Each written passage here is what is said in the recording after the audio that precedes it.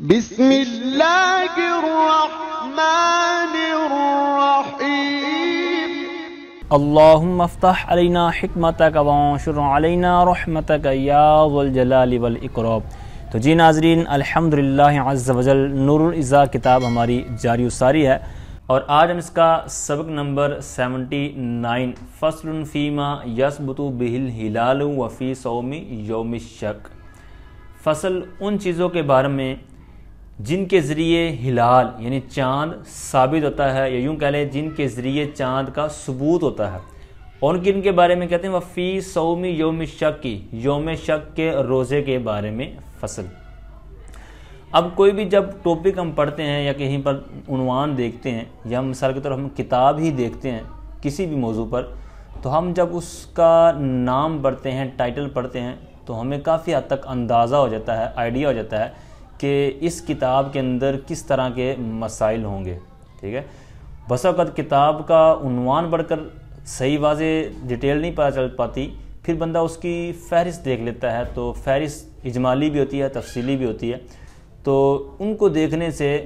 بندے کو کافی حد تک کتاب کا معیار، کتاب کی جو علمی حیثیت ہے، اس کے اندر مواد کیسا ہے، تو یہ پتہ چل جاتا ہے۔ جب بھی کتاب خریدیں تو کوشش کیا کریں کہ مصنف بھی دیکھیں کیسا مصنف ہے، ٹھیک ہے، یعنی اس کی علمی حیثیت کیا ہے، پھر اسی طرح اس کی فہرست وغیرہ دے کر کتاب کو چوز کیا جائے۔ تو بہرحال کہنے کا مقصد یہ ہے کہ یہ فصل ہے، اس کے اندر دو چیزوں کا انہوں نے عنوان کے اندر بیان کیا۔ ایک وہ چیز کہ کہتے ہیں جن کے ذریعے ہلال یعنی چاند کا ثبوت ہوتا ہے، یعنی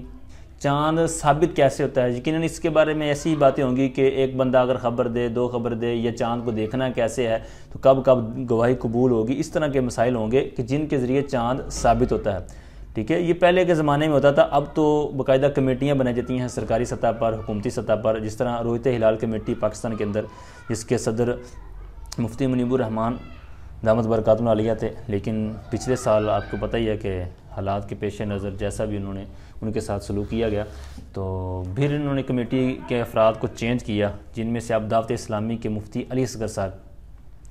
تو یہ بھی شامل ہیں۔ تو بہرحال یہ کمیٹی وغیرہ اب تو تشکیل پاتی ہے، ان کا فیصلہ پھر وغیرہ وہ ٹیکنالوجی کے ذریعے وغیرہ دیکھتے ہیں۔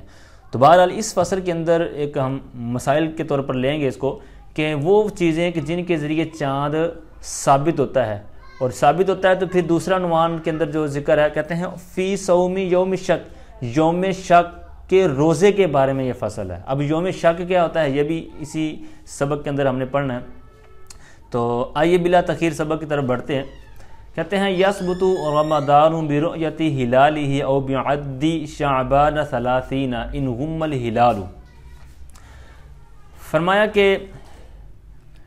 رمضان ثابت ہوتا ہے، یعنی جس طرح شعبان المعظم کا مہینہ چل رہا تھا، تو پھر اس کے بعد ماہ رمضان نے آنا ہے، تو اب یہ کیسے ثابت ہوگا؟ کہتے ہیں یثبت رمضان برؤیت ہلالہ، ہلالہ کی ضمیر لوٹے گی رمضان کی طرف، تو ماہ رمضان کے چاند کے دیکھنے کے ساتھ رمضان ثابت ہوتا ہے۔ یعنی جیسے ہی ماہ رمضان کا چاند کسی نے دیکھ لیا، چاند کا ثبوت ہو گیا، تو جب چاند کی رؤیت ہوگی، چاند کا دیکھنا پایا گیا، تو رمضان شریف کی آمد گویا کہ ہو گئی۔ ایک مسئلہ یہ ہو گیا۔ دوسرا یہ ہے اگر چاند واضح دیکھا نہیں گیا تو پھر کس انداز میں کرنا ہے؟ فرمایا کہ او بعد شعبان 30، یا پھر کہتے ہیں 30 دن جو ہیں شعبان کے، تو 30 دن کی جو گنتی ہے یہ پورا کرنے کے ساتھ رمضان کی آمد شمار ہوگی، ٹھیک ہے، یعنی رمضان ثابت ہو جائے گا۔ ان غم الہلال، اگر چاند چھپ جائے، غمہ مطلب چھپ جانا، مشتبہ ہو جانا، مخفی ہو جانا، یعنی واضح نہ ہونا، ٹھیک ہے۔ تو ان غم الہلال، اگر چاند واضح نہ ہو، مشتبہ ہو، موسم صاف نہ ہو، تو اس صورت میں کیا ہوگا؟ 30 کی گنتی پوری کرنے کے بعد ماہ رمضان گنا جائے گا یا ثابت ہوگا۔ اب یہاں تک اس مسئلے کے اندر دو چیزوں نے بیان کی۔ ایک تو یہ ہے کہ بالکل موسم صاف ہے اور چاند کسی نے دیکھ لیا، تو بالکل اب چاہے شعبان کا مہینہ 29 کا گزرا ہو یا 30 کا گزرا ہو، جب موسم صاف ہے تو جناب وہ چاند دکھائی دینے کے ساتھ مسئلہ کلیئر ہو جائے گا۔ لیکن اگر ابر آلود ہو، بادل جو ہیں بنے ہوئے ہیں، موسم صاف نہیں ہے، تو پھر او والی صورت ہے، او بعد شعبان 30 ان غم الہلال، ٹھیک ہے. بعد اس کو پڑھیں گے بعدی پڑھیں گے, ٹھیک ہے, شمار کرنے کے معنی, یعنی شعبان کے 30 دن شمار کرنے کے ساتھ, ٹھیک ہے, اس معنی ملیں گے. امید کرتا ہوں یہ بات آپ کو کلیئر ہو گئی ہوگی. اب یہ جو پوری مسئلہ آپ نے سماعت کی ہے, اس پر باقاعدہ کے نیچے انہوں نے حدیث پاک بھی بیان کی ہے کہ یہ کیوں چاند والا معاملہ ہے, ٹھیک ہے. تو صوموا لرؤیتہ وافطروا لرؤیتہ فإن غم علیکم فاکملوا عدۃ شعبان 30, ٹھیک ہے, جس حدیث پاک.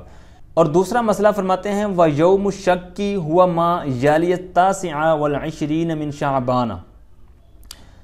اب یہاں پر جو ٹاپک میں بات ہوئی تھی یوم شک کے حوالے سے, تو اب یوم شک کے روزے کے بارے میں کیا مسئلہ ہے, تو یہاں سے وہ شروع کرتے ہیں کہ یوم شک کیا ہے اور پھر دیگر جو مسائل ہیں وہ کیا ہیں. فرماتے ہیں وَيَوْمُ الشَّكِّ هُوَ مَا يَلِيَ التَّاسِعَ وَالْعِشْرِينَ مِنْ شَعْبَانَ.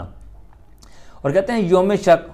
وہ دن ہے جو 29 شعبان سے ملا ہوا ہے. یالیہ مطلب ملا ہوا ہے, التاسع والعشرین 29 شعبان, من شعبان یعنی 29 شعبان, یعنی یوم شک وہ دن ہے جو 29 شعبان کے ساتھ ملا ہوا ہے, یعنی جو 30واں دن ہے. 29 دن گزر جائیں گے اور اس کے ساتھ جو آگے والا دن ہے یہ 29 کے بعد آنے والا ہے یالیہ کے معنی میں, ٹھیک ہے. تو یہ 29 کے بعد آنے والا 30واں جو دن ہے تو یہ یہاں پر یوم شک مراد ہے.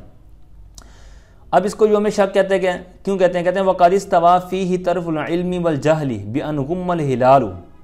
فرماتے ہیں اس میں طرف برابر ہوتی ہے, یعنی علم اور جہل, یعنی جاننا نہ جاننا برابر ہوتا ہے, کیونکہ جب موسم خراب ہے, چاند صاف نظر آ ہی نہیں رہا, مطلب کہ آسمان کے اوپر بادل بنے ہوئے ہیں یا اس طرح ابر آلود وغیرہ جو بھی آپ کہہ لیں, گرد و غبار, تو یہ جب ہونے کی وجہ سے بالکل کوئی پتہ ہی نہیں چل رہا کہ چاند ہے یا نہیں ہے, تو جب یہ دونوں برابر صورتیں ہیں, ٹھیک ہے, تو اس وجہ سے فرماتے ہیں کہ یہ جب یوم شک ہے, کیونکہ جب 29 شعبان آئی تو رات مطلب موسم خراب ہے, چاند کو دکھائی نہیں دے رہا, تو اب اس وجہ سے جو اگلا دن ہے یہ ابر آلود ہوگا, یعنی ابر آلود ہونے کی وجہ سے اگلا جو دن ہوگا یہ یوم شک کہلائے گا, ٹھیک ہے. تو اب یہ یوم شک کہلائے گا, تو اب اس کے اندر پھر روزہ کس کا رکھیں, یعنی ہو سکتا ہے کہ رمضان کا چاند آج نظر آ چکا ہو لیکن موسم کی وجہ سے نظر نہیں آیا, ٹھیک ہے. تو اب کیا اس شبے کی وجہ سے کل کا روزہ رکھیں گے, تو رکھیں گے تو پھر کیا روزہ رمضان کی نیت سے رکھیں گے, کس نیت سے رکھیں گے, تو اس حوالے سے ایک مسئلہ ہے کراہت والا, تو وہ آگے آ رہا ہے. اتنا آپ امید کرتا ہوں سمجھ گئے ہوں گے کہ یوم شک کس کو کہتے ہیں. وہ پہلے آپ نے سماعت کیا کہ 29 شعبان کے ساتھ جو دن ملا ہوا ہے, مطلب جو 30واں جو دن ہے, ٹھیک ہے, یعنی 29 کی شعبان کی جو رات تھی, یعنی آگے جو 30واں دن آگے نکلنا ہے, تو اس رات کیا ہے, موسم صاف نہیں ہے, ٹھیک ہے, اس میں موسم صاف نہیں ہے, تو وہاں پر علم اور جہل کی دونوں طرفیں کیا ہیں, برابر ہیں موسم کی خرابی کے باعث. تو پھر اس دن کا حکم کیا ہے, کہتے ہیں وَقُورِهَ فِيهِ كُلُّ صَوْمٍ إِلَّا صَوْمَ نَفْلٍ جَازَمَ بِهِ بِلَا تَرْدِيدٍ بَيْنَهُ وَبَيْنَ صَوْمٍ آخَرَ. اب یہاں تک کہتے ہیں کہ کوریہ فیہ, اس میں یعنی جو یوم شک ہے اس دن میں مکروہ ہے, کلو صومن, ہر روزہ, اس میں ہر طرح کا جو روزہ ہے وہ مکروہ ہے. اب ہر طرح کے روزے سے کیا مراد ہے, یہ حاشیے میں انہوں نے اس کی تھوڑی سی وضاحت کی ہے. فرماتے ہیں من فردن و واجبن و صومن ردد فیہ بین نفل و واجبن, یعنی فرض روزہ ہو, واجب ہو یا نفل ہو, یا نفل اور واجب کے درمیان جو ہے, تو اس طرح کا جو روزہ ہو, تو ہر طرح کا روزہ کیا انہوں نے کہہ دیا کہ اس کے اندر کراہت ہے. یہ جو یوم شک کے وجہ سے بات ہو رہی ہے. لیکن اگر روزہ رکھیں گے تو کس نیت سے رکھیں گے کہتے ہیں, اور کون سا صحیح ہوگا, کہتے ہیں الا صوم نفل جازم به بلا تردید بینہ و بین صوم آخر. مگر کہتے ہیں کہ وہ نفل روزہ جس کے بارے میں پختہ یقین ہو, یعنی جزمی طور پر پختہ یقین ہو کہ میں نفل روزہ رکھ رہا ہوں, بلا تردید بینہ و بین صوم آخر, یعنی اس نفل روزہ رکھنے کے ساتھ اور آگے رمضان کی آمد بھی ہو رہی ہے, تو اس کی طرف اس کا درمیان میں کوئی تردد نہیں ہے. یعنی ایسا نہیں ہے کہ اس کا آدھا دل یہ ہو کہ میرا یہ رمضان کا روزہ ہے اور آدھا یہ ہو کہ میرا نفل روزہ, نہیں, ایسا نہیں ہے. بلا تردید بینہ کا مراد یہی ہے کہ نفل روزے کے درمیان و بین صوم آخرہ اور دوسرے روزے کے درمیان کوئی تردید نہیں ہے, بلکہ جزمی طور پر یہ نفل روزہ رکھ رہا ہے پختگی کے ساتھ, یعنی پختہ ارادہ ہے اس کا, پختہ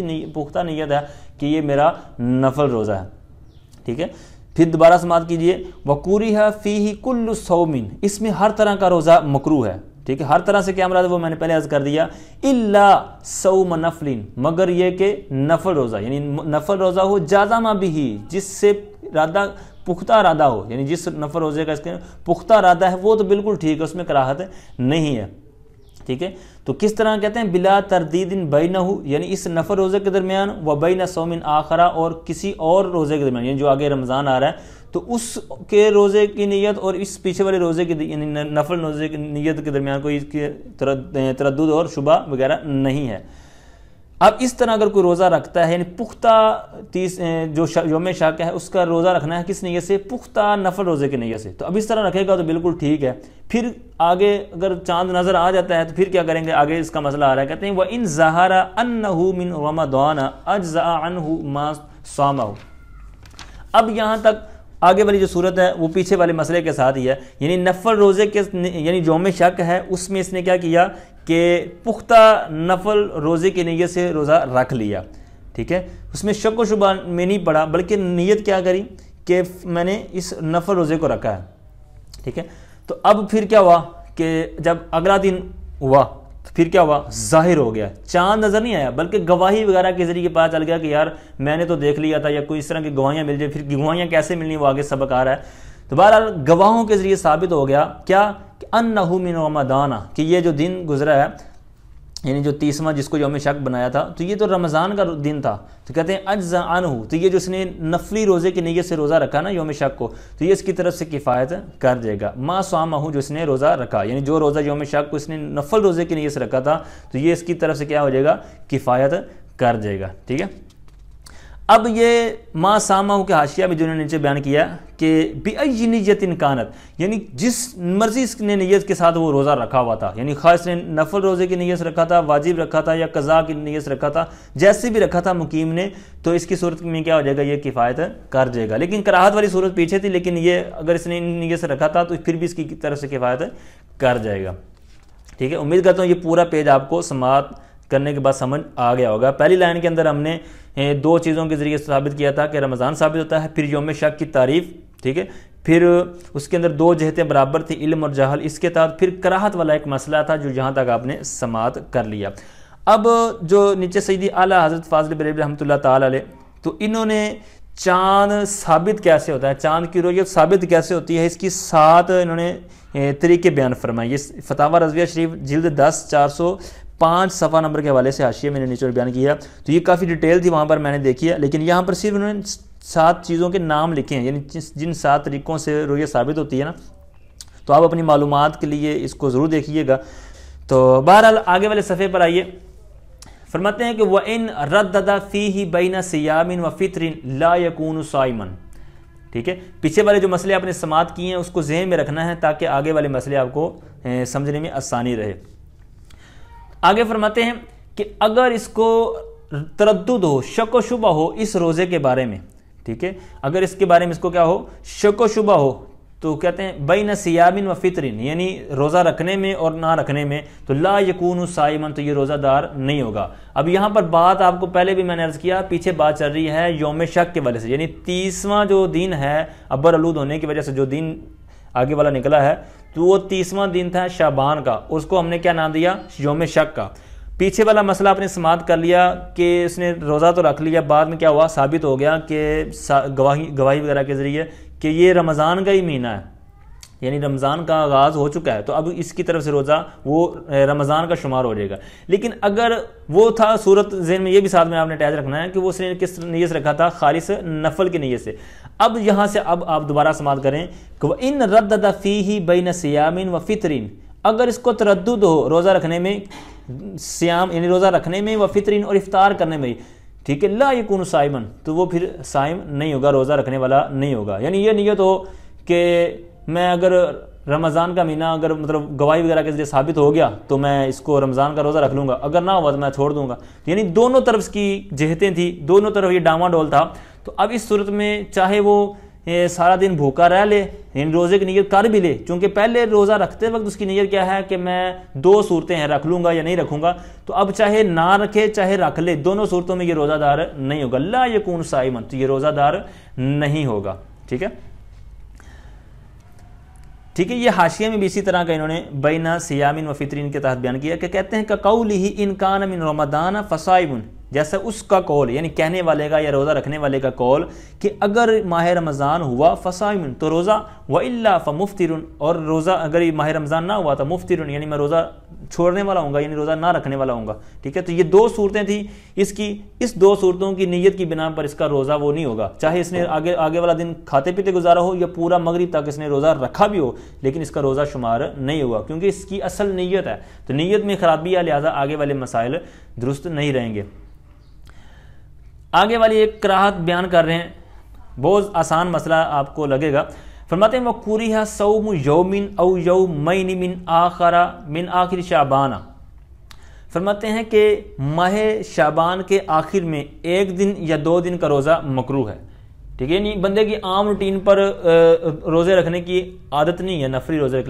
لیکن کیا کرتا ہے کہ آخری 2 دن مطلب احتیاطاً رکھ رہا ہے کہ کہیں میرا روزہ گزر نہ جائے، یعنی شعبان کی جس طرح موسم بن جاتا ہے، تو اگر 1 دن یا 2 دن کے روزے رکھتا ہے تو یہ مکروہ ہے، ٹھیک ہے۔ اب یہ مکروہ کیوں ہے؟ تو اس کی ایک علت یہ بھی بیان کی جاتی ہے کہ جو عیسائی تھے تو ان کے اوپر جو روزے فرض کیے گئے انہوں نے اپنی طرف سے زیادتی کر دی، ٹھیک ہے، انہوں نے 1-2 بڑھائے، پھر اس طرح بڑھاتے گئے، پھر انہوں نے کرتے کرتے 40 تک لے گئے، ٹھیک ہے، انہوں نے 40 کر دیے، پھر روزے چھوڑ ہی دیے، ٹھیک ہے۔ تو اس طرح یہ منع کیا گیا ہے شریعت میں کہ جو زیادتی نہیں کرنی، یعنی جو شریعت کی طرف سے فرائض وغیرہ مقرر ہیں ان پر زیادتی نہیں کرنی۔ تو اب ماہ رمضان کے 30 پر اگر اس طرح رکھیں گے تو یہ زیادتی کی طرف چلا جائے گا، تو اس طرح اس سے بچانے کے لیے یہ کراہت کو رکھا گیا ہے، ٹھیک ہے۔ تو اب یہاں 2 یا 1 روزہ شعبان کے آخر میں رکھنا، اس کو کیا قرار دیا گیا؟ کریہ، مکروہ قرار دیا گیا۔ اب یہ تو تھا 1 یا 2 روزہ رکھنا، تو اگر اس سے زیادہ رکھیں تو پھر کیا ہوگا؟ فرماتے ہیں لا یکرہ ما فوقہما، کہتے ہیں ان سے زیادہ رکھنا، یعنی فوقہما مطلب 2 سے، تو 2 سے زیادہ 3 رکھ لیں، 4 رکھ لیں، یا اس سے زیادہ جتنے بھی رکھ لیں، یہ کم از کم 3 اگر رکھتا ہے تو پھر کیا ہوگا؟ مکروہ نہیں ہوگا۔ اب آگے جو مفتی ہوتا ہے، جس طرح پہلے کے زمانے میں قاضی ہوا کرتے تھے جو فیصلے کیا کرتے تھے، اسلامی حدود قائم کیا کرتے تھے، فی زمانہ تو اس طرح کا دیکھنے کو نہیں ملتا، تو بہرحال اس طرح وہ کیا اس معاملے میں اپنا عمل کریں گے؟ تو فرماتے ہیں وَيَأْمُرُ الْمُفْتِي الْعَامَّةَ بِالتَّلَوُّمِ يَوْمَ الشَّكِّ ثُمَّ بِالْإِفْطَارِ إِذَا ذَهَبَ وَقْتُ النِّيَّةِ وَلَمْ يَتَبَيَّنِ الْحَالُ، فرماتے ہیں مفتی عوام کو حکم دے گا، جو مفتی صاحب ہوں گے وہ عوام کو حکم دے گا، کس حوالے سے؟ بالتلوم، تلوم کہتے ہیں توقف کو، توقف یعنی ٹھہر جانا، رکنا، انتظار کرنا، بالانتظار، حاشیے میں یہ بھی معنی دیا ہوا اس کا، توقف یا انتظار، یعنی جو مفتی صاحب ہوں گے جو فیصلہ کرتے ہیں رویت وغیرہ کا یا جو بھی، تو وہ لوگوں کو توقف یعنی انتظار کرنے کا حکم دیں گے، مطلب وہ کہیں گے کہ آپ نے بھی کچھ کھانا پینا نہیں ہے زوال تک، یعنی جو دعوی کبریٰ کا وقت ہے،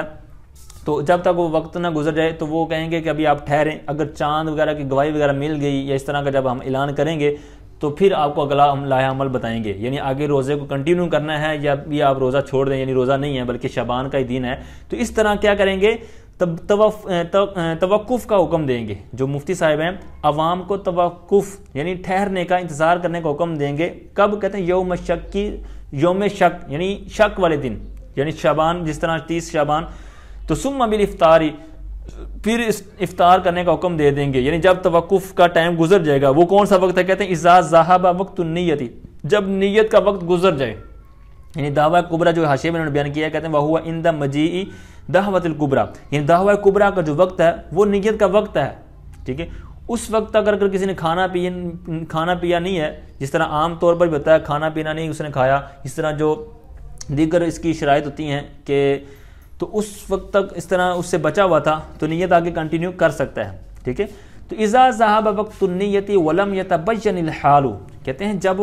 وقت نکل گیا، چلا گیا نیت کا، نیت وقت چلا گیا اور صورتحال کوئی واضح نہیں ہوئی، ٹھیک ہے، یعنی صورتحال واضح کیسے ہونی تھی؟ کوئی گواہی وغیرہ آ جاتی ہے، جیسے بھی اس کے جو شرائط وغیرہ ہیں وہ نہیں پائے گئے، تو لہٰذا پھر کیا ہوگا؟ مفتی صاحب کیا کریں گے؟ ان کو افطار کا حکم دے دیں گے کہ آج کا روزہ نہیں ہوگا، کل سے چاند کی باقاعدہ ترتیب چلے گی، ٹھیک ہے، اس طرح کا اعلان ہوگا۔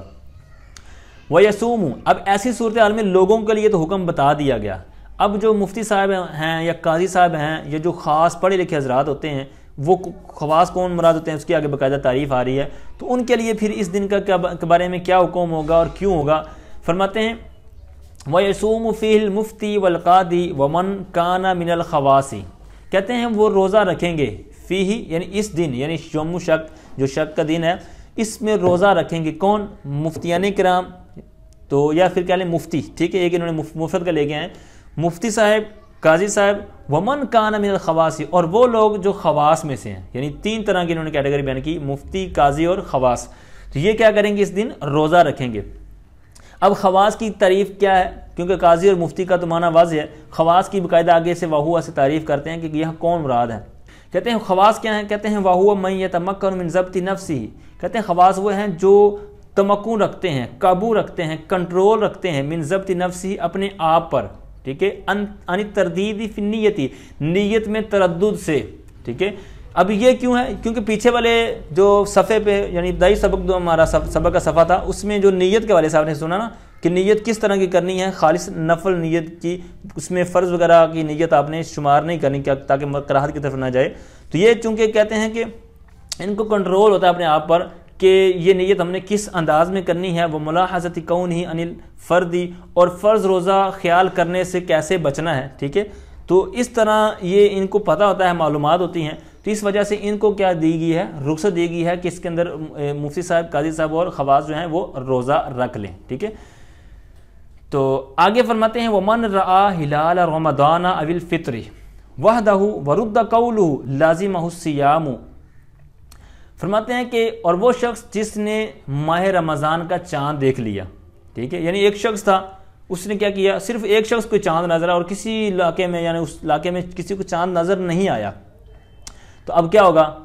کہتے ہیں وَمَنْ رَآ هِلَالَ رَمَضَانَ، اب اس کی عبارت تھوڑی سی سمجھیں، ہلال اوی الفطر کے بعد بھی موجود ہے، ٹھیک ہے، یعنی وَمَنْ رَآ هِلَالَ وَمَنْ رَآ الْفِطْرَ، ٹھیک ہے، سوری ہلال الفطری، ٹھیک ہے، یہاں پر او کے بعد ہلال آئے گا، یعنی ماہ رمضان کا چاند یا فطر کا چاند یعنی عید الفطر کا، تو وہ شخص جس نے ماہ رمضان کا چاند دیکھا یا پھر عید الفطر کا چاند دیکھا، وحدہ یعنی اس اکیلے شخص نے دیکھا، ورد قولہ، اور اس کے قول کو یعنی اس کی یہ بات کہ میں نے چاند دیکھا ہے، تو یہ اس کی اس بات کو کیا کر دیا گیا؟ رد کر دیا گیا، یعنی قاضی صاحب نے یا جج صاحب نے یا مفتی صاحب نے، جس نے بھی جو بڑے ہوتے ہیں فیصلہ کرنے والے، انہوں نے اس کے بات کو کیا کر دیا؟ رد کر دیا، انہوں نے کہا آپ کو صحیح نہیں دیکھنے میں آیا بلکہ آج چاند نظر نہیں آیا، ٹھیک ہے، مطلب انہوں نے جیسے بھی کہا کہ ان کی بات کو ٹال دیا، لیکن اب ٹال تو دیا تو کیا آیا کہ اس کے حق میں روزے شروع ہو گئے یا نہیں، ٹھیک ہے، یعنی اگر ماہ رمضان کا چاند وہ خبر دے رہا تھا تو کیا اس کے لیے روزے شروع ہو گئے، یا پھر اگر عید کا یہ چاند بتا رہا ہے تو کیا اس کے لیے روزے ختم ہو گئے، تو اس میں کیا بنے گا؟ تو کہتے ہیں لازمہ الصیام، تو اس کے لیے روزے کیا ہوں گے؟ لازم ہوں گے، اس کو روزہ لازم ہوگا، یعنی دوسرے لوگوں کے لیے اگرچہ روزہ نہیں ہے لیکن اس نے چونکہ دیکھ لیا تو اس کے حق میں روزہ شروع ہو گیا ہے، ٹھیک ہے، کیونکہ اس نے چاند دیکھ لیا ہے، کیونکہ باقاعدہ حدیث پاک ہے، آیت مبارکہ نیچے بیان کر رہے ہیں کہ فمن شاہد منکم الشہر فلیصومہ، ٹھیک ہے، تو اس کے تحت اس کے کیا ہو جائے گا؟ اس کے لیے روزہ لازم ہو جائے گا۔ کہتے ہیں ولا یجوز لہ الفطر بتیقن، یہ پیچھے تو تھا کہ چاند اس نے ماہ رمضان کا دیکھا لیکن اس کی بات نہیں مانے گی تو اس کے لیے کیا ہوگا؟ اس دن کا روزہ رکھنا اس کے لیے لازم ہو گیا۔ پھر دوسری صورت پیچھے بیان کیا ہوئی تھی کہ عید الفطر کا اگر اکیلا چاند دیکھتا ہے تو اس کی بات نہیں مانے گی تو پھر کیا کرے گا؟ وہ عید کر لے یا روزہ رکھے، اکیلا کیسے عید پڑے گا؟ تو روزہ رکھے گا یا نہیں رکھے گا؟ کہتے ہیں ولا یجوز لہ الفطر بتیقن ہلال شوال، کہتے ہیں شوال، ماہ شوال جو ہے اس کے چاند کے یقین ہونے کے ساتھ اس کے لیے افطار کرنا جائز نہیں ہے، یعنی افطار نہیں کرے گا، مطلب افطار سے مراد عید الفطر نہیں کرے گا، روزہ چھوڑے گا نہیں، بلکہ اس کے لیے کیا ہوگا؟ روزہ رکھنا لازمی ہے، ٹھیک ہے، کیونکہ اگر اکیلا رکھتا ہے تو اکیلا مطلب عید کرتا ہے تو کیسے عید کرے گا؟ عید تو نام ہی مجمع کا ہے، یعنی اکٹھا ہو کر جو لوگ عبادت کرتے ہیں، عید پڑھتے ہیں، تو یہ عید کی معنی میں نہیں ہوگا اگر اکیلا کرے گا، تو لہٰذا دونوں صورتوں میں یعنی چاہے وہ پہلی رمضان کے والے سے بات ہو جس طرح ہلال رمضان کے تحت یا اویل فطر کے تحت بات ہو، تو دونوں صورتوں میں اس کو روزہ ادھر سے بھی رکھنا پڑے گا اور ادھر میں آخری، یعنی گویا کہ اس کے لیے 31 روزے ہو جائیں گے اور دوسرے لوگوں کے لیے 30 ہو جائیں گے، اگر 29 کا روزے بنے تو پھر اس کے لیے 30 ہوں گے اور اس کے لیے 29 ہوں گے، اس طرح کا معنی بنے گا، ٹھیک ہے، امید کرتا ہوں یہ بات ساری آپ کو سمجھ آئی ہوگی۔ اب یہ دو جو صورتیں اس کے لیے ایکسٹرا بیان کی گئی ہیں، یعنی دونوں طرف سے یہ روزہ رکھے گا، تو اب اگر یہ روزہ رکھ کے توڑ دیتا ہے، یعنی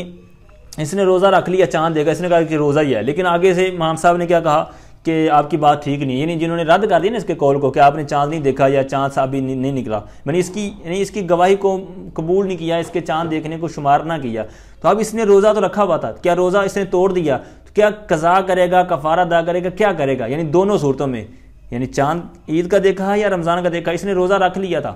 تو اب توڑ دیتا ہے، توڑنے پر کیا اس کے اوپر لازم آئے گا؟ فرماتے ہیں وَإِنْ أَفْطَرَ فِي الْوَقْتَيْنِ قَضَا وَلَا كَفَّارَةَ عَلَيْهِ، ٹھیک ہے، کہتے ہیں دونوں وقتوں میں اگر اس نے روزہ رکھ کر توڑ دیا تو قضا کرے گا، ولا کفارۃ علیہ، جس کے اوپر کفارہ نہیں ہوگا، ٹھیک ہے، کیونکہ اب اس کے لیے کفارہ کیوں نہیں ہے؟ قضا تو کرے گا کیونکہ اس کے حق میں روزہ تو اس نے وہ دیکھنے کی وجہ سے ہو گیا، اس کے اوپر کفارہ اس وجہ سے نہیں ہے کہ اس نے چاند دیکھا تو اس کو یقین تو ہو گیا، لیکن جب قاضی صاحب نے اس کو نہ مانا تو اب اس نے جب نہ مانا تو اس کے دل میں بھی شبہ آ گیا، مشکوک ہو گیا، یعنی روزہ رکھنا یا چاند کا ثبوت اس کے حق میں کیا ہو گیا؟ مشکوک ہو گیا، تو اب شک کی وجہ سے اس لیے یہاں پر کفارے کا حکم انہوں نے بیان نہیں، اس کے اوپر حکم نہیں لگایا۔ آگے والا بہت مسئلہ زبردست، فرماتے ہیں وَلَوْ كَانَ فِطْرُهُ قَبْلَ مَا رَدَّهُ الْقَاضِي فِي الصَّحِيحِ، یہ پیچھے والی جو بات آپ نے سماعت کی اس کو اسی کے ساتھ آپ نے اٹیچ کرنا ہے۔ پیچھے والا کیا تھا کہ دونوں وقتوں میں، یعنی روزہ جو شروع والا اور دوسرا عید کے قریب والا، ٹھیک ہے، دونوں اس طرح آپ ذہن میں رکھیں، کہتے ہیں قضا کرے گا، کفارہ نہیں ہوگا۔ اب کہتے ہیں وَلَوْ كَانَ فِطْرُهُ قَبْلَ مَا رَدَّهُ الْقَاضِي فِي الصَّحِيحِ، پیچھے تو میں نے یہی عرض کی نا کہ قاضی صاحب کے کہنے کے بعد اس نے روزہ توڑا، کہتے ہیں وَلَوْ كَانَ فِطْرُهُ قَبْلَ مَا رَدَّهُ الْقَاضِي فِي الصَّحِيحِ، کہتے ہیں صحیح قول کے مطابق اگرچہ اس کا روزہ توڑ دینا، روزہ چھوڑ دینا یہ قاضی صاحب کے رد کرنے سے پہلے ہی ہو چکا ہو، ٹھیک ہے، دونوں صورتوں میں، پہلے جو میں نے صورت بیان کی تھی وہ بیان کی تھی میں نے کہ قاضی صاحب نے اس کو رد کر دیا، اس کے بعد اس نے روزہ توڑ دیا، ٹھیک ہے، لیکن اس کو آپ سمجھیں کہ دونوں صورتوں میں، چاہے قاضی صاحب کے کہنے کے بعد اس نے توڑا ہو یا قاضی صاحب کے پاس آنے سے پہلے اس نے توڑ دیا ہو، بعد میں قاضی صاحب نے کہا ہو کہ چاند تو نکلا ہی نہیں ہے، یعنی آپ کی بات میں نہیں مانتا، تو یہ دونوں صورتوں میں کیا ہوگا؟ قضا کرے گا، کفارہ نہیں ہوگا۔ آگے فرماتے ہیں وَإِذَا كَانَ بِالسَّمَاءِ عِلَّةٌ مِّنْ غَيْبٍ أَوْ غُبَارٍ وَنَحْوِهِ قُبِلَ خَبْرُ وَاحِدٍ عَدْلٍ أَوْ مَسْطُورٍ فِي الصَّحِيحِ، فرماتے ہیں کہ اور جب آسمان میں علت ہو، علت مطلب خرابی، بیماری، ٹھیک ہے، یعنی جس طرح ہم کہتے ہیں نا میں علیل ہوں، یعنی میں بیمار ہوں، یعنی طبیعت خراب ہے، تو اسی طرح کے معنی میں علت، خراب ہونا، یعنی جب آسمان خراب ہو، من بیانیہ کہہ لیں،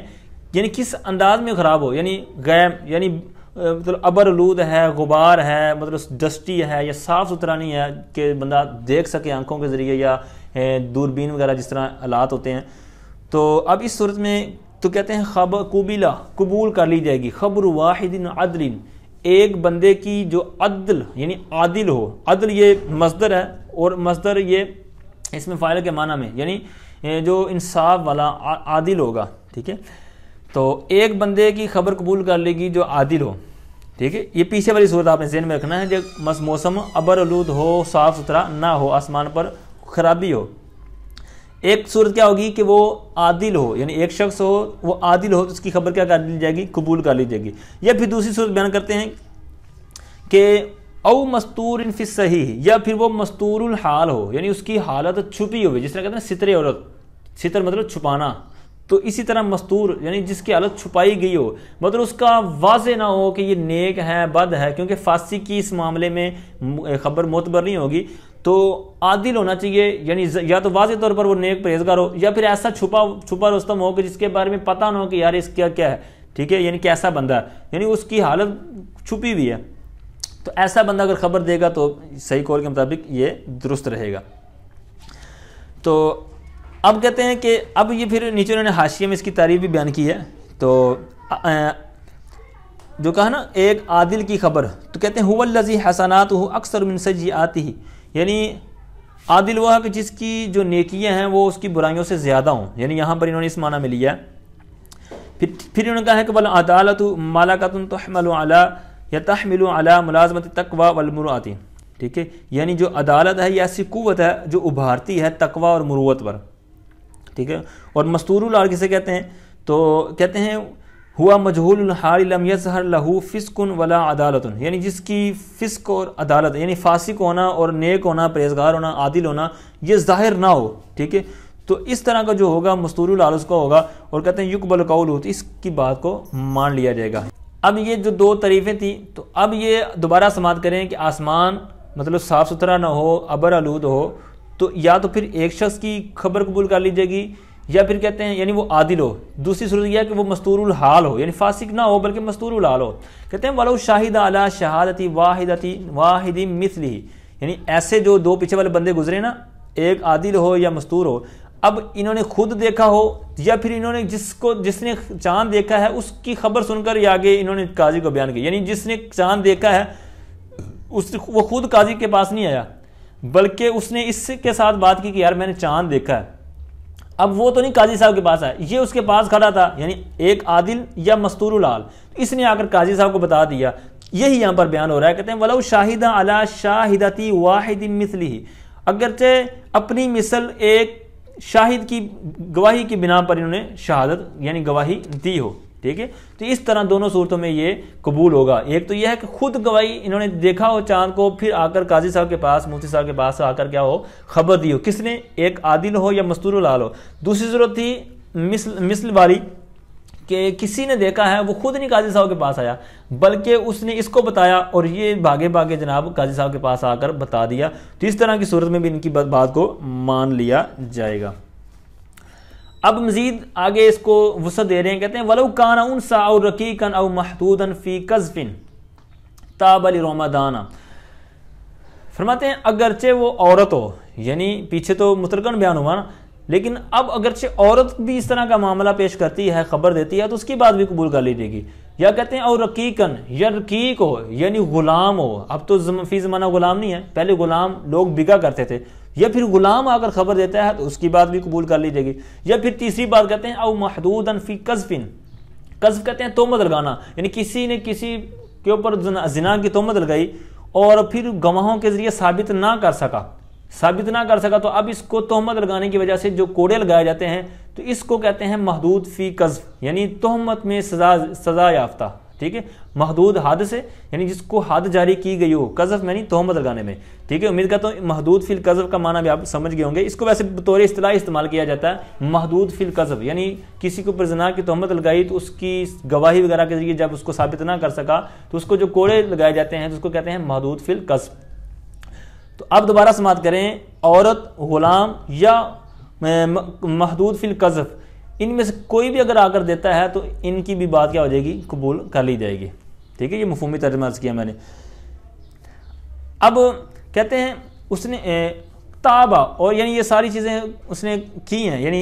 یہ تابہ کا تعلق اس کے ساتھ ہوگا محدود فی القذف، یعنی اس کو سزا وغیرہ ہو چکی ہے لیکن اس نے توبہ کر لی ہے، ٹھیک ہے۔ لرمضان کا تعلق پیچھے اس عبارت کے ساتھ ہے، پیچھے عبارت تھی نا جب کہ قبل خبر واحد، کہ ایک خبر واحد عادل، یعنی ایک عادل کی خبر قبول کر لی جائے گی، کس معاملے میں، لرمضان، ماہ رمضان کے حوالے سے، ٹھیک ہے، ماہ رمضان کے ثبوت کے لیے خبر قبول کر لی جائے گی۔ پھر آگے اس کی ڈیٹیل شروع ہوئی تھی لیکن یہ عبارت بعد میں لے کے آئے ہیں، ٹھیک ہے۔ امید کرتا ہوں یہ تعلق بھی آپ سمجھ گئے ہوں گے کہ لرمضان کا تعلق اس عبارت کے ساتھ ہے، درمیان میں وہ ساری انہوں نے شرطیں کیا لے کے بیان کی کہ کس طرح کون خبر دے سکتا ہے۔ اب یہاں تک تو ان کی تعداد اور ان کی جو خصوصیات تھیں گواہوں کی وہ بیان ہوئی۔ پھر آگے کیا وہ جب انہوں نے گواہی دینی ہے قاضی صاحب کے پاس آ کر یا جس کے پاس بھی خبر دیں گے، گواہی دیں گے، تو کیا یہ کہنا ضروری ہے کہ میں شہادت دیتا ہوں کہ میں نے چاند دیکھا ہے، میں گواہی دیتا ہوں یا میں دعویٰ کرتا ہوں کہ میں نے چاند دیکھا ہے؟ کیا اس طرح کی یہ شہادت اور دعویٰ والا لفظ بولنا ضروری ہے کہ نہیں؟ کہاں بولنا چاہیے، کہاں نہیں، اور کون سا لفظ بولنا چاہیے، دونوں بولنے چاہیے، کیسے یہ ساری ڈیٹیل آگے آنے والی ہے۔ کہتے ہیں ولا یشترط لفظ الشہادۃ ولا الدعویٰ، کہتے ہیں ایسی صورت میں، یعنی جو پیچھے بھی صورت بیان ہوئی نا، اس صورت میں فرماتے ہیں کہ شہادت کا لفظ اور دعویٰ یہ ضروری نہیں ہے، یہ مشروط نہیں ہے، اس کی شرط نہیں ہے۔ یعنی ایسی صورت میں جو پیچھے جتنی بھی صورتیں بھی آپ نے پڑھی ہیں، اس صورت میں اگر وہ گواہی آ کر دیتا ہے اور اس کی جو گواہی قبول کی جائے گی تو اس میں اگر وہ یہ نہیں بھی کہتا نا تو بھی اس کی بات مان لی جائے گی۔ یعنی یہ نہ کہے کہ میں شہادت دیتا ہوں کہ میں نے چاند دیکھا ہے یا میں دعویٰ کرتا ہوں کہ میں نے چاند دیکھا ہے، اگر اس طرح کا لفظ ساتھ میں نہیں بولتا تو ٹھیک ہے، وہ اس کی بات مان لی جائے گی۔ لیکن یہ کس وقت اس کی شرط لگائی گئی؟ کہتے ہیں وشورت لہلال الفطری، وہ پیچھے تھا ماہ رمضان کے لیے، لیکن کہتے ہیں وشورت لہلال الفطری، عید الفطر کے چاند کے لیے شرط قرار دیا گیا ہے. کس کو؟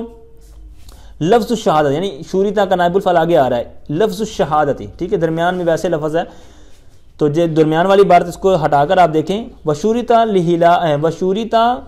لفظ الشہادتی. ٹھیک ہے، اس طرح وشوریتا لفظ الشہادتی، لفظ شہادت کو شرط رکھا گیا ہے. کس کے لیے؟ کہتے ہیں لہلال الفطری، فطر یعنی عید الفطر کے چاند کے لیے. کہتے کب؟ اسی طرح وہی صورت جو پیچھے والی تھی، اذا کان بالسماء علت، جب آسمان کے میں کیا ہو؟ کوئی خرابی ہو، یعنی آسمان صاف نہ ہو، ابر آلود ہو، خرابی ہو، ڈسٹ وغیرہ ہو، جو بھی ہو.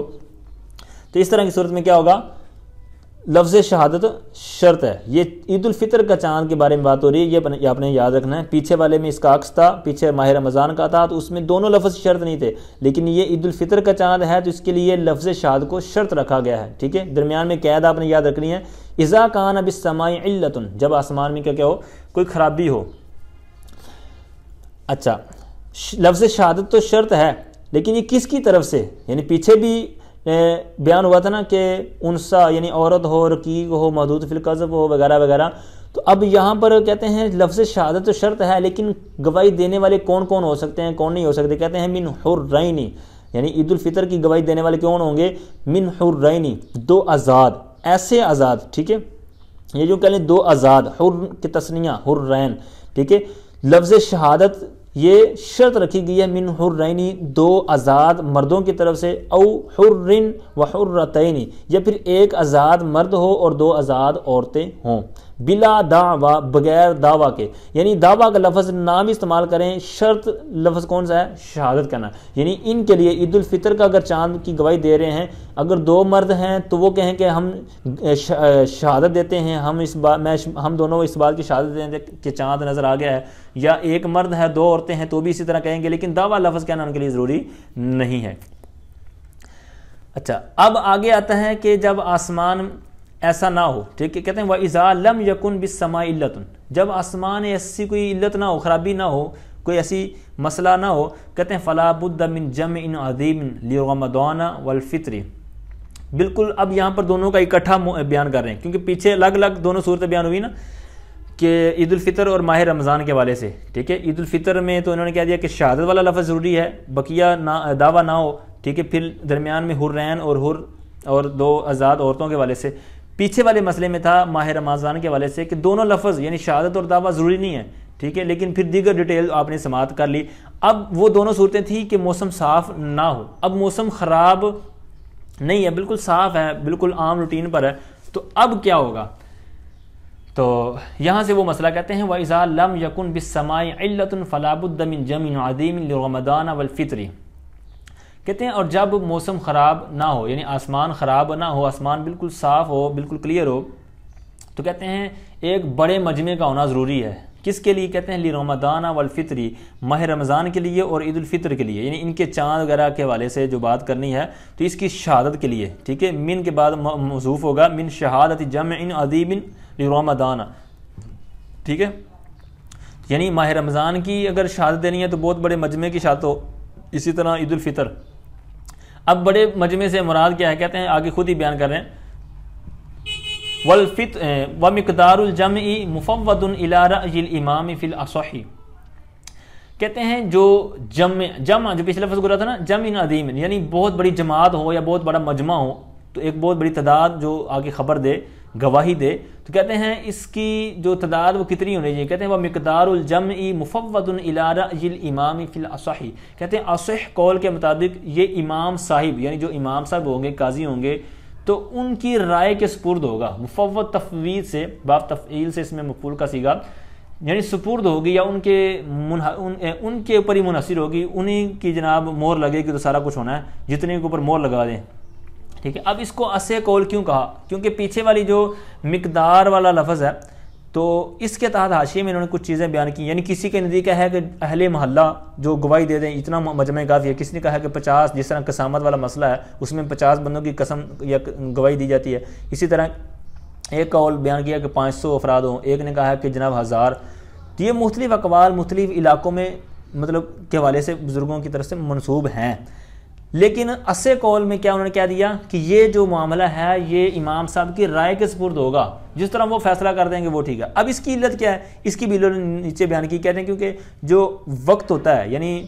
5 سال پہلے اور آج، ٹھیک اسی طرح 5 سال بعد کیا ہوگا، تو اس طرح یہ اوقات ہوتے ہیں، زمانہ جو ہوتا ہے اس میں بھی مختلف فرق آ جاتا ہے۔ اسی طرح مختلف جگہوں کی، یعنی لاہور ہے، قصور ہے، کراچی ہے جناب، اس طرح اور علاقے ہیں، تو یہ مختلف فرق پڑ جاتا ہے۔ اسی طرح لوگوں کی جو سچائی، سچا ہونا، صدق و یقین، اسی طرح یہ جو معاملات ہیں تو ان کی وجہ سے فرق پڑ جاتا ہے۔ تو اس وجہ سے کیا کہا کہ اسے قول یہ ہے کہ امام صاحب جو بہتر فیصلہ کریں، کیونکہ امام صاحب پڑھا لکھا ہوتا ہے، ذہین ہوتا ہے، مفتی جو ہوتا ہے یہ ہوتا ہی ذہین ہے، پڑھا لکھا ہوتا ہے، تو وہ لوگوں کی نفسیات اور عرف کو جاننے والا ہوتا ہے، تو اس کو بہتر پتہ ہوتا ہے، تو جس طرح وہ فیصلہ کرتے ہیں کہ وہ قبول شمار ہوگا۔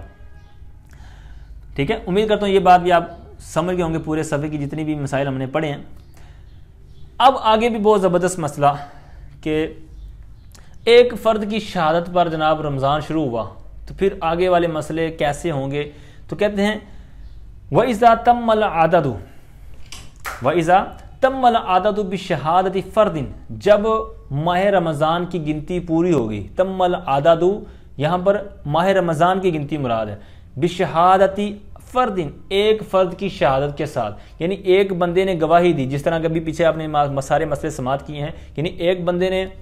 گواہی دی، پیچھے والے مسئلے تو آپ نے یہ پڑھا نا کہ امام صاحب نے اس کی بات کو قبول نہیں کیا۔ اگر بالفرض ایسا مسئلہ ہو کہ ایک نے آ کر گواہی دی، لیکن مطلب عام طور پر چاند نظر نہیں آتا لوگوں کو، لیکن ایک نے آ کر گواہی دی کہ چاند نظر آیا، اس کی بنا پر کیا ہوا، عدد یعنی گنتی پوری ہوگی، تم العدد بشہادت فردن، ایک فرد کی شہادت کے ساتھ، گواہی کے ساتھ کیا ہو گیا، ماہ رمضان کی گنتی پوری ہوگی، یعنی 30 دن پورے ہو گئے ہیں، ولم یرا ہلال الفطری، لیکن کیا ہوا، آگے والا جناب چاند نظر نہیں آیا، یعنی عید الفطر کا چاند، شوال کا چاند نظر ہی نہیں آیا، دکھائی نہ دیا، تو پھر کیا ہوگا، لیکن ساتھ میں کیا لگا رہے ہیں، والسماء مسحیۃ، اس حال میں کہ جو آسمان ہے وہ صاف ہے، صحیح ہے، اس میں کوئی خرابی نہیں ہے، یعنی ایسا بھی ہو سکتا تھا نا کہ موسم خراب ہے بھائی، چلو چاند تو نظر آ گیا لیکن مطلب نظر نہیں آ رہا، چلو نکل آیا ہوگا، لیکن بلکہ کہہ رہے ہیں حالانکہ جو آسمان ہے بالکل صاف ستھرا ہے، اس میں کوئی خرابی نہیں ہے، ٹھیک ہے۔ اب پھر کیا فیصلہ ہوگا، گنتی تو پوری ہو چکی ہے 30 دن، تو اب کیا کریں گے، کہتے ہیں لا یحل الفطر، کہتے ہیں فطر یعنی روزہ چھوڑنا حلال نہیں ہے، بلکہ 31واں روزہ بھی رکھیں گے، ٹھیک ہے، 31 روزے پھر پورے کرنے ہوں گے، سمجھ آ گئی۔ اب یہ بات تھی ایک، ٹھیک ہے، بشہادتی فردن، ایک فرد کی شہادت کے ساتھ اس طرح کا مسئلہ بنے، صاف ہو، آگے والا مطلب جب چاند نظر آنے کا موقع ہو، بالکل موسم صاف ہو لیکن چاند نظر نہ آئے، تو پھر روزہ رکھنا پڑے گا، روزہ چھوڑنا حلال نہیں ہے۔ لیکن اگر 2 بندے گواہی دے دیتے تو پھر کیا مسئلہ بنے گا، کہتے ہیں وَاخْتَلَفَ التَّرْجِيحُ فِيمَا إِذَا كَانَ بِشَهَادَةِ عَدْلَيْنِ، کہتے ہیں اور ترجیح مختلف ہے، ترجیح مختلف ہے کس معاملے میں، کہتے ہیں فِيمَا إِذَا كَانَ بِشَهَادَةِ عَدْلَيْنِ، اس مسئلے میں، اس بارے میں کہ جب 2 عادل کی شہادت کے ساتھ ہو، یعنی 2 عادل فرد تھے، انہوں نے شہادت دی کہ ہم نے چاند دیکھ لیا ہے ماہ رمضان کا، امام صاحب نے یا قاضی صاحب نے ان کے فیصلے پر اعلان کر دیا کہ آج ماہ رمضان شروع ہو چکا ہے، تو اب گنتی پوری ہو جاتی ہے، تو اب ترجیح مختلف ہے، ترجیح مطلب بعض کے نزدیک ایک گروہ کہتا ہے کہ 31واں روزہ رکھنا چاہیے، اور ایک کہتا ہے کہ نہیں بھائی آج عید کر لینی چاہیے، تو یہ جو 2 گروہ ہیں نا،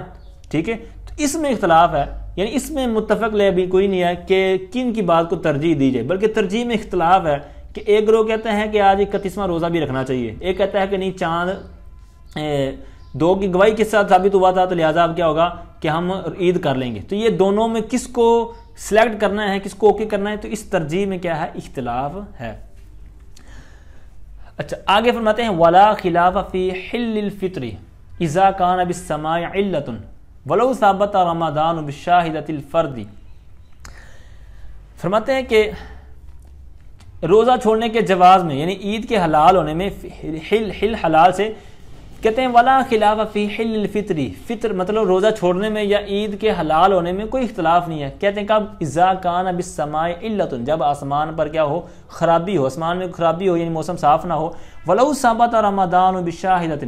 ٹھیک ہے، پیچھے والی صورتیں آپ نے یاد رکھنی ہے، آسمان کیا تھا، والسماء مسحیۃ، یعنی آسمان صاف تھا، اس صورت میں کیا مسئلہ بنا تھا،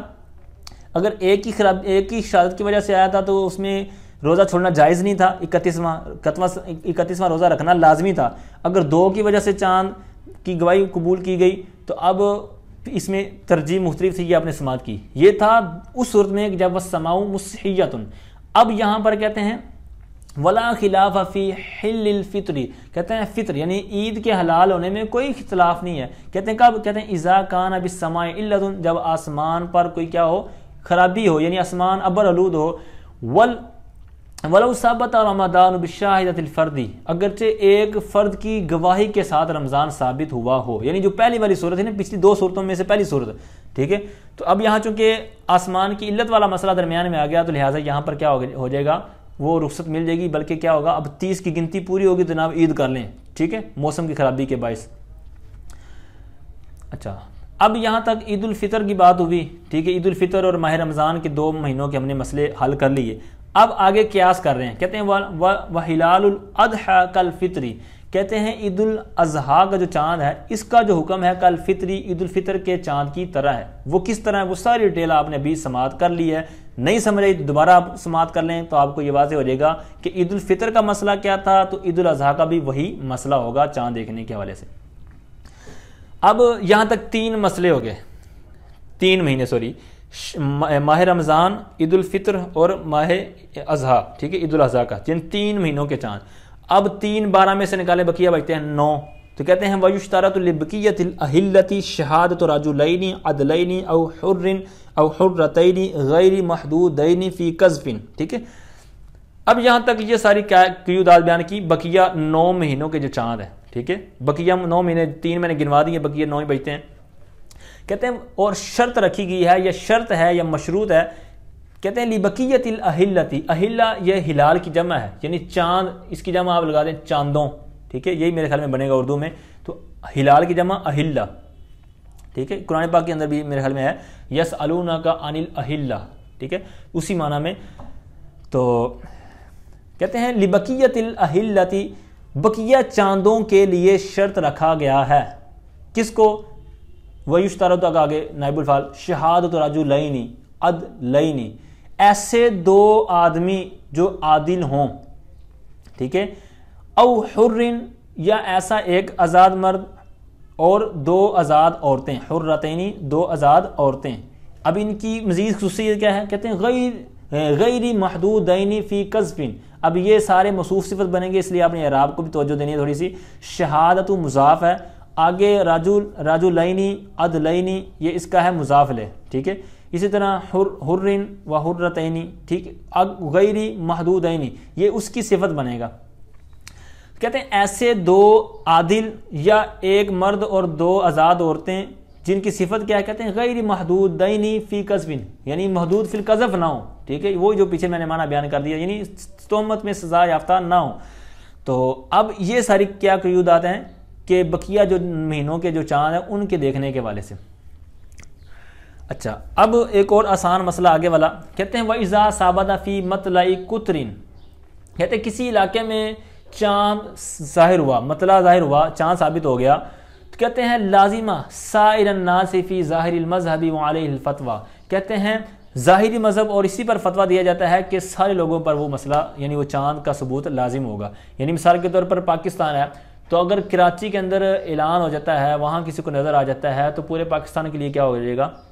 یہ چاند لاگو ہو جائے گا. ایسا نہیں ہے کہ جناب جس طرح پشاور والے مسئلہ کھڑا کر بیٹھتے ہیں جناب، یا دیگر پر خیبر پختونخوا والے کہ ہمیں نظر نہیں آیا، ان کو پہلے نظر آ جاتا ہے اور وہ جناب پاکستان میں 2 عیدیں ہو رہی ہیں، تو یہ درست نہیں ہے، ٹھیک ہے. تو اتفاق کے ساتھ چلیں گے تو انشاءاللہ یہ مسلمانوں کی جو ایک عبادت ہے، ایک بڑا